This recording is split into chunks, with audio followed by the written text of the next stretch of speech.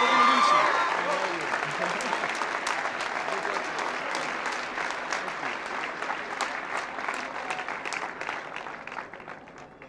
Mr. President, ladies and gentlemen, and honored guests, my name is Robert Styron. I'm the Student Government President here at the University of New Orleans.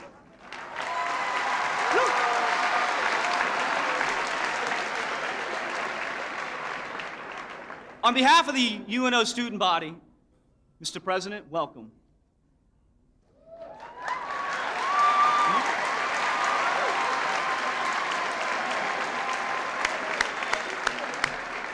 We welcome you with great joy and enthusiasm in anticipation of your national service program. Our student body is a working student body. 85% of our students work and are sensitive to the needs of a college education and its rising costs. Your national service program will offer incentives to students nationwide to serve their country and to pursue Orleans. And at this point, ladies and gentlemen, I introduce to you the President of the United States, Mr. Bill Clinton. Thank you very much. Thank you very much. Thank you. Thank you. Thank you. Thank you.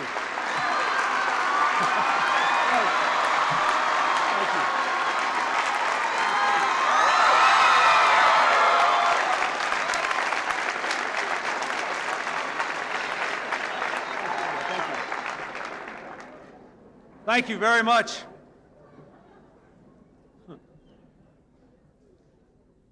I ought to quit while I'm ahead. It is wonderful to be back in New Orleans and in Louisiana, and to have the first chance I've had since the election to thank you for your support, your electoral votes, and the education you gave me on my many trips here during the campaign last year. I'm glad to be back on this campus.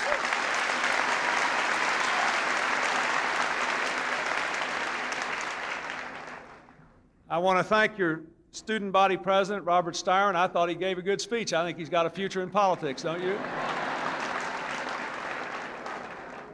And Chancellor O'Brien, and I want to thank Senator Breaux for his kind remarks and for his leadership of the Democratic Leadership Council. I want to acknowledge the presence here of Senator Johnson and many members of the Louisiana House and many other members of the United States Congress, along with many others who are here with the Democratic Leadership Council, including my good friend and former colleague, the Governor of New Mexico, Bruce King, who's here. And there are two members of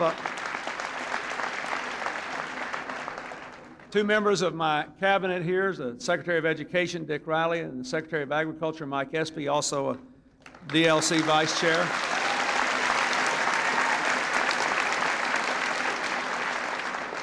I want to thank all the people who are here representing volunteer organizations. I met with some young people just before I came in here who are scattered around near me from Benjamin Franklin High School just across the way.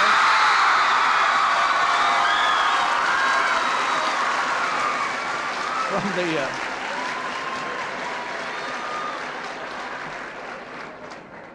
absolutely no enthusiasm in that place. From the Delta Service Corps, from Vista, from Summerbridge, from Teach for America. We also have some students here, apart from all of you from UNO, we have some students here who've worked in service projects at Xavier University and at Tulane. We also have people here who have been involved in service for a long time, from Action, from the Older Americans Volunteer Program, for the National Association of Senior Companions and Foster Grandparents, and the National Association of Retired Senior Volunteers. All these people I am very grateful to.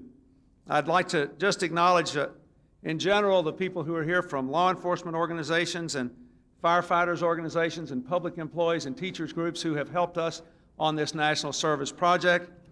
And I want to say a special word of thanks to three other people. First of all, General David Jones, a former chairman of the Joint Chiefs of Staff, who's worked very hard helping us put together this program, who's here. General Jones, thank you for being here.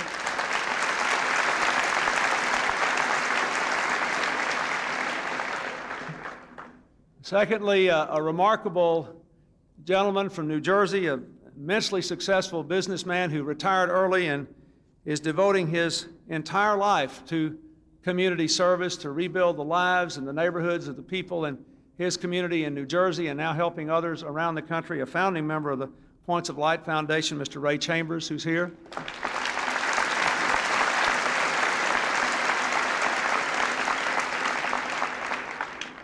And I'd like to pay a little special attention to two members of Congress who are not here and to one who is, for their long work on the whole idea of national service. The two in the Senate who are not here are Senator Harris Wofford from Pennsylvania and Senator Sam Nunn from Georgia.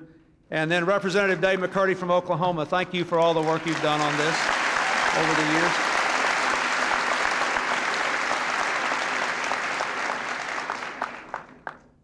I am glad to be here. You know, when I come down here, I always sort of relax. I don't know why that is. I timed it just in time for the Jazz Festival, but I left my saxophone at the White House.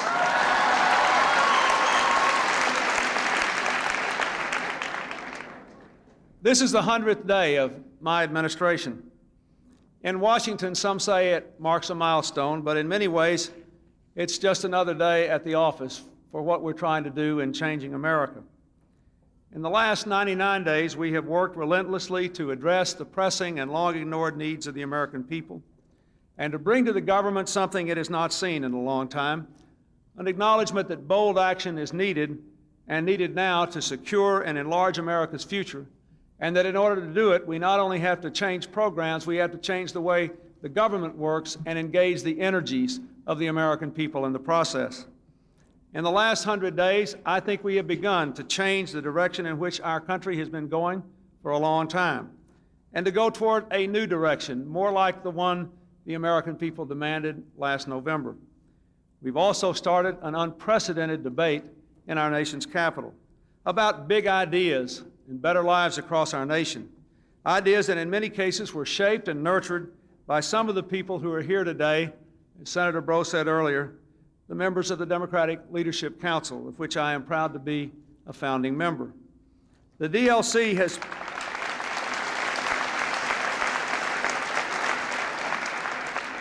unlike most organizations, the DLC has done more than just talk about the problems in our country. It has made an honest effort to develop real ideas about how to restore the American economy and make the government work and rebuild the confidence and the link that exists between the American people and their government when things are at their best here.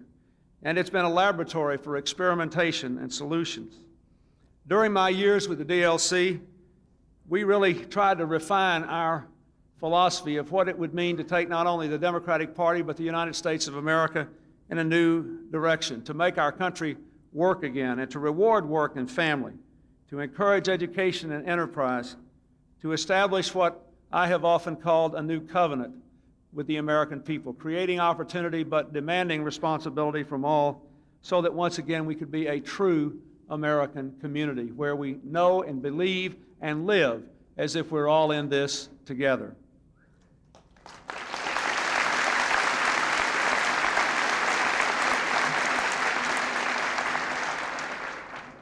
This group has conceived many of the ideas that I've advocated since I've been in Washington, from setting a limit on welfare and putting people to work, to police reform and community policing, to rewarding work of low-income working people by having an earned income tax credit that would lift the working poor with children out of poverty. So we could say if you work 40 hours a week in this country, you have a child in the house, you ought not to be poor. These are the kinds of things that this organization has done.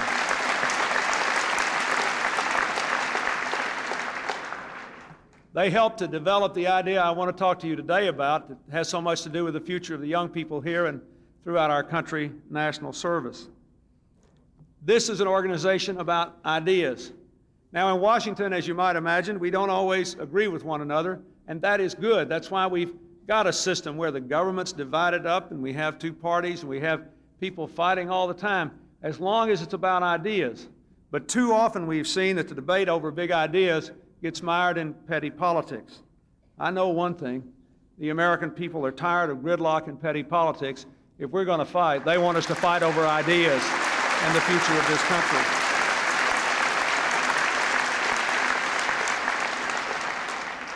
In the past 99 days, we've tried to address the problems the American people told me they wanted to be addressed. We focused more than anything else on the economy, passing the outline of a budget that will reduce the deficit by more than $500 billion, increase investment in education and technologies and the things that will create the economy of the 21st century that all of you need so that you'll have good and decent jobs and a decent future, laying the groundwork for a more prosperous tomorrow. Just in 100 days, we've announced a policy to help to convert the defense cutbacks into economic opportunities for people who are losing their jobs because of the military cutbacks, to take a new direction in technology to create more opportunities for our people, to be more aggressive in preserving the environment, but do it in a way that creates jobs, not a way that costs jobs, to have a trade policy that will really reflect our common interests with other nations and expanding jobs and opportunities everywhere. We've begun the long overdue renovation of the American economic base. The question now, unlike 100 days ago, the question is now not whether we're going to reduce the deficit, but how and how much.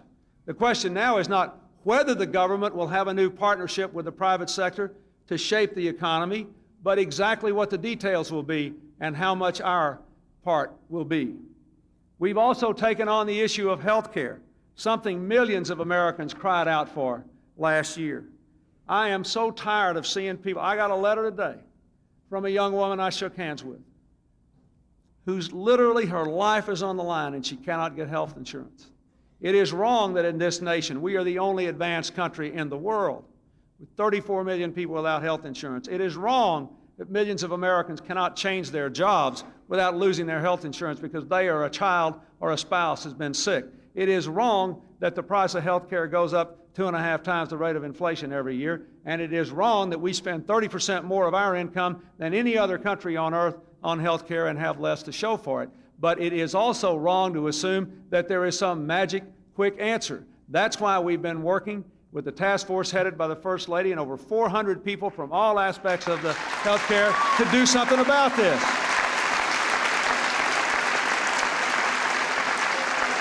But now,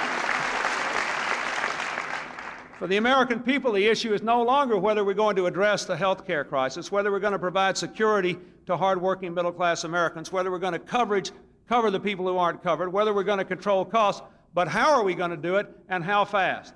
And when are we going to begin? I hope the answer is soon, and not too soon is soon enough for me.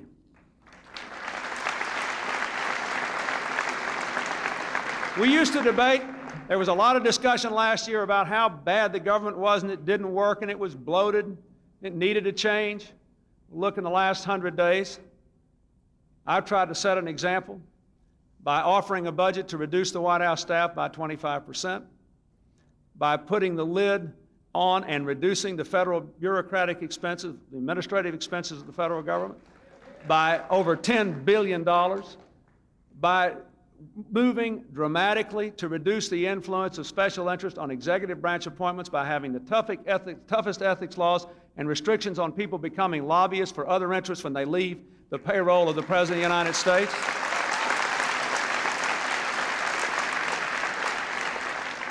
By asking the Vice President to share the most sweeping review of the way the federal government works in a generation with the promise of real reform and reinventing government, something else this organization has long believed in. We are moving, and the Congress is moving to join. The Congress has voted to cut the administrative cost of running the Congress, something many of you never thought you would see happen. They did that. The Congress, the House of Representatives, voted yesterday to give the President of the United States a modified line item veto, and I hope the Senate will follow their lead.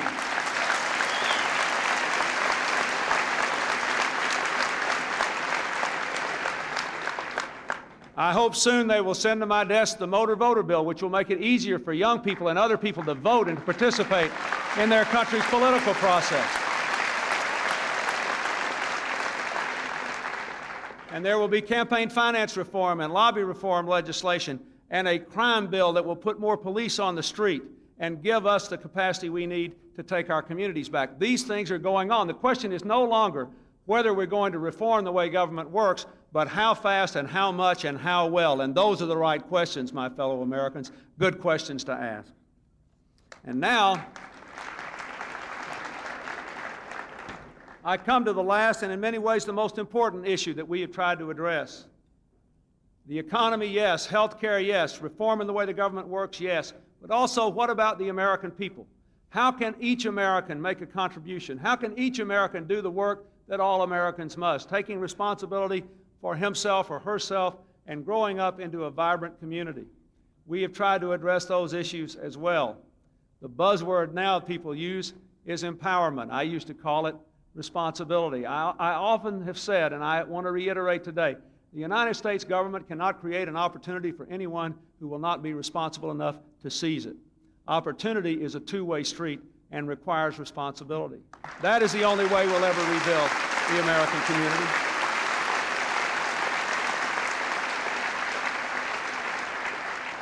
In the days and months ahead, you will see the Secretary of Education talk about his remarkable education program to provide tougher national standards in education, but also to give people at the grassroots level more flexibility in making public education work.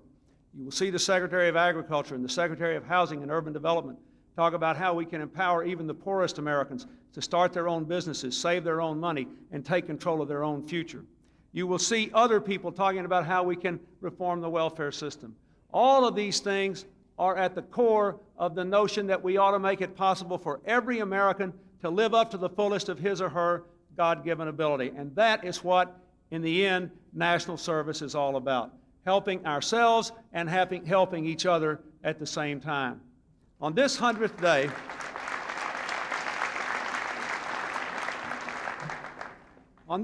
day, of my administration, I want to recommit myself and those who work with me to the values that have made our nation without peer in all human history.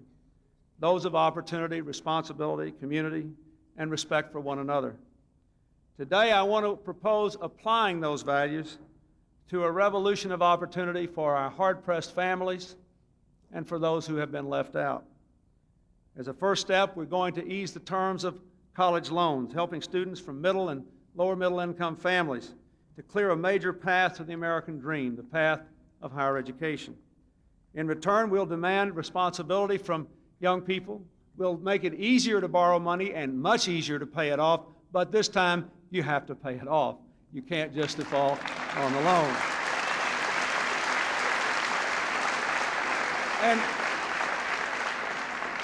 we will also offer the young people of America the opportunity of paying their loans back by serving their communities in a new program of national service. In just a few days, I will send to the Congress 2 bills containing our proposals, first to strengthen college opportunity and to establish national service. Together, they will revive America's commitment to community and make affordable the cost of a college education for every American. It's no secret that over the last 10 or 12 years, the cost of a college education is about the only essential thing that's gone up even more rapidly than health care costs. And middle-class parents and even upper middle-class parents, not to mention lower-income people, have borne the burden. Paying now about 5% of median income just to put one child through a 4-year in-state public college. It costs an average of over $5,200 a year for that education. That means families are depleting savings and many students are faced with cutting back to a part-time course load or having to drop out simply because of the cost of a college education. The college dropout is now more than twice the high school dropout rate. We cannot afford that, and we can do better. What I have proposed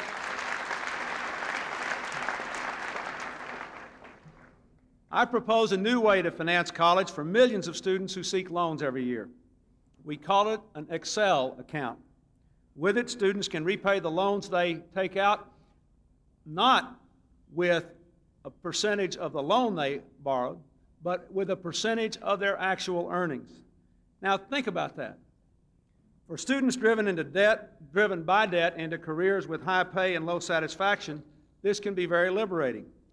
Take a student torn, for example, between pursuing a career in teaching and corporate law. This student now can at least make the career choice based on what he or she wants to do and not the size of the outstanding student loan, because we propose to let everybody have the option of paying the student loan back based on how much they earn, not just how much they owe. That is an incredible incentive.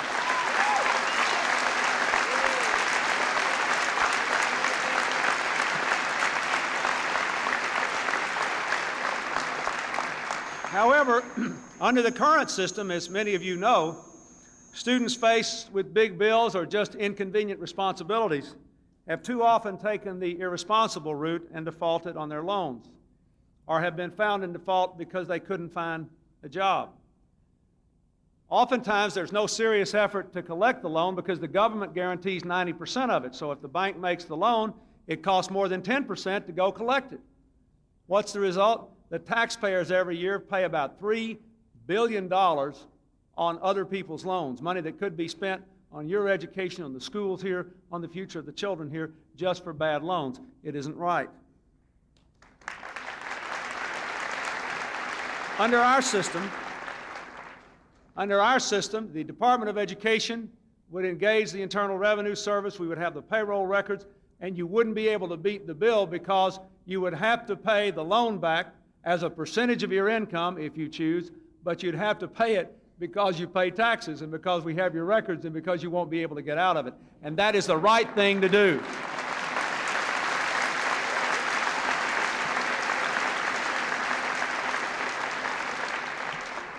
But these Excel accounts are just the beginning.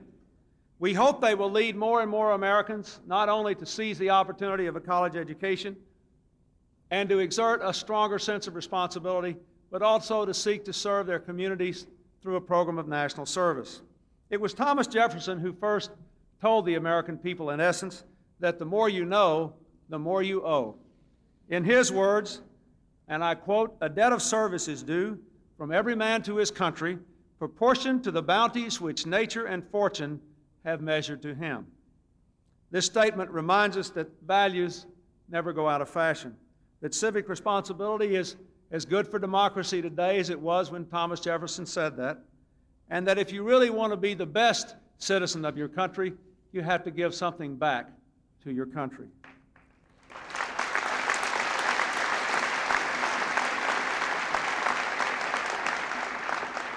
With national service, we can literally open a new world to a new generation of Americans where higher learning goes hand in hand with the higher purpose of addressing our unmet needs, our educational, our social, our environmental needs, to secure the future that we all will share. National service will mark the start of a new era for America in which every citizen, every one of you, can become an agent of change, armed with the knowledge and experience that a college education brings, and ready to transform the world in which we live, city by city, community by community, block by block. I say to you, we need you. You know, there's a lot of talk in America today, and I spend hours every week worrying about the effect that automation and technology is having on employment. Indeed, as we see the productivity of American enterprises rise, their need for workers goes down because they can do more with computers than they used to do with people. So people ask me all the time, where will we find the jobs for this new generation of Americans? How can we drive this unemployment rate down? But if you look around this country at all the human problems, all the homeless people, all the environmental waste dumps in our cities and our rural areas, all the problems that we've got in every community in America, and you see all the kids that are in trouble, 15 million of them at risk and needing somebody to pay attention to, you know where the work needs to be.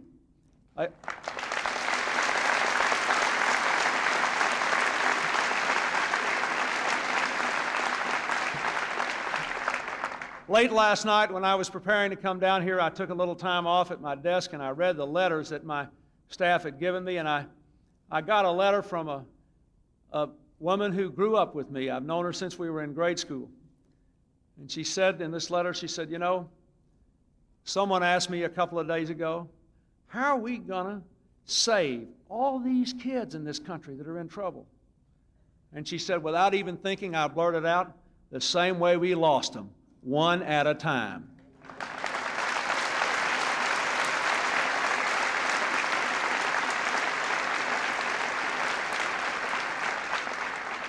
And so today, my fellow Americans, I issue a call to national service to Americans, young and old, Democrats and Republicans, white, black, Hispanic, Asian, and you name it, all of us that make up this great nation.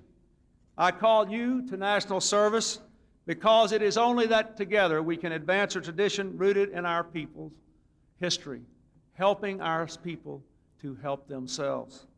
And with national service, we can rejoin the citizens and communities of this country, bonding each to the other with the glue of common purpose and real patriotism. We have many young people here today, students of this place of higher learning where we're gathered.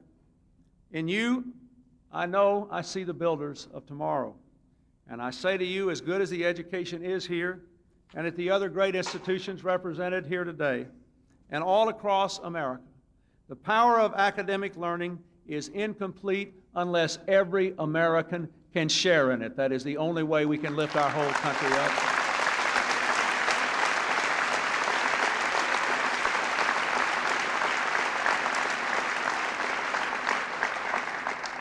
I say to you further that our country needs you. We need your knowledge and your initiative and your energy.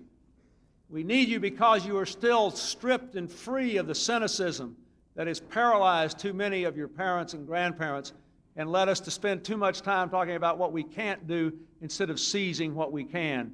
You are not afflicted by that, and I pray you never will be.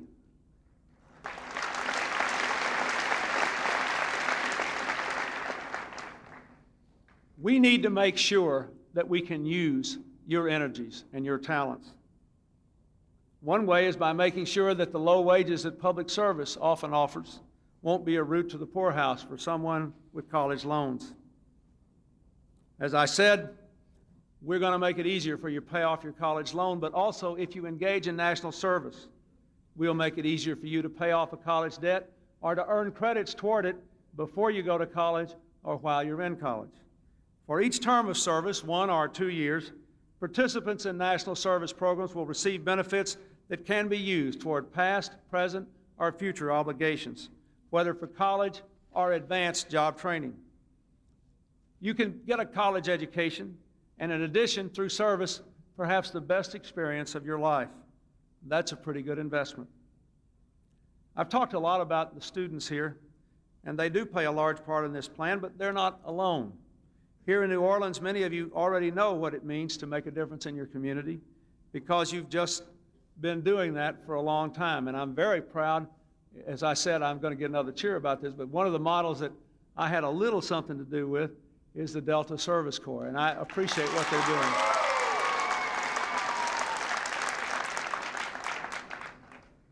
There are people here working to restore housing. There are people here working in other ways. I just want to mention 3. Lawrence Williams, a team leader in the Corps who's helped to restore housing for low-income people with the local Habitat for Humanity project. Jane Sullivan, a retired public school teacher and a former VISTA volunteer who helps rural communities gain better access to health care, housing, and other assistance. And a young person I met just a few moments ago, Paris Moore Brown, who works with parents and housing programs for drug awareness outreach and now plans to work with the physically challenged. She says that she has no tolerance for self-pity, and she lives what she preaches. She hasn't been slowed by what her birth dealt her, a brittle bone disorder that has left her as an adult and by her own measure 4 feet 2 1/4 inches tall. Where are you? Stand up on there so we can see her.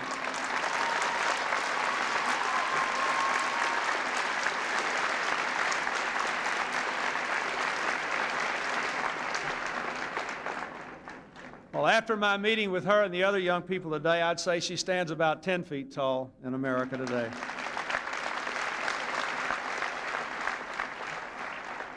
There are tens of thousands of people like Paris and Jane and Lawrence and those of you who are here with these service programs who are dying to be called to a new season of service, and we want to do that.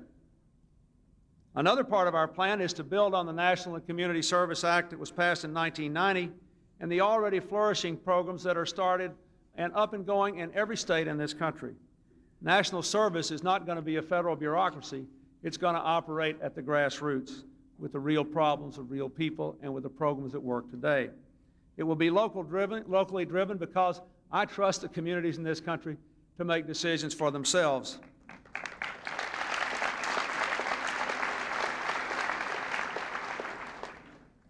I also want to say that while we want very much to have young people in this program who are working toward earning credits for college or paying their college loans off through national service, we need so many other people in service projects. We need our older people who never will go back to college but have a lifetime of experience and energy to give to the young people of this country. We need young people who may not be old enough to drive a car or to qualify for this program, but can have a dramatic impact on fellow students by helping them learn better study habits or just keeping them out of trouble. I've learned already that as the parent of a teenager that the peers can have a big impact on the shape and quality of a child's life. Even a child can serve in programs that now begin as early as kindergarten. We have no upper age limit in America or lower age limit for being a good public servant. To be successful, this national program will need the broad-based support of all the American people, parents and children, churches and synagogues, colleges and universities, and the potential providers and the beneficiaries of our services. In this vision of national service, everyone is a partner, and that includes, of course, the business community in this country. We need businesses to contribute to the effort to match federal money in local programs and to contribute at the national level, helping to make sure that the programs we choose are good ones indeed. What will set this legislation apart from other similar efforts in the past that rewarded service to our country is that it will totally eliminate the federal government bureaucracy. And believe me, no one will miss that.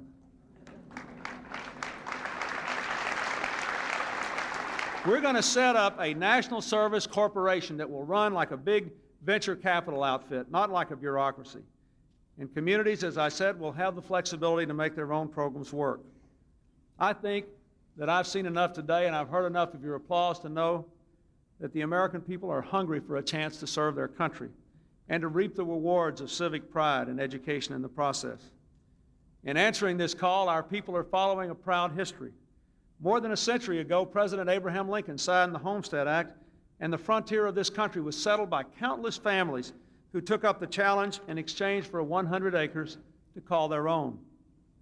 In the 1930s, President Roosevelt enlisted millions of young people to restore the environment through the Civilian Conservation Corps.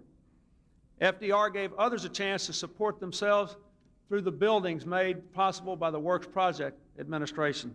I was in the United States Justice Department just yesterday, a building built in 1934 by people who were giving service to their country, and it's still a beautiful monument to the legacy of that kind of service. The parents of the baby boom had the GI Bill, which was one of the best investments our government ever made.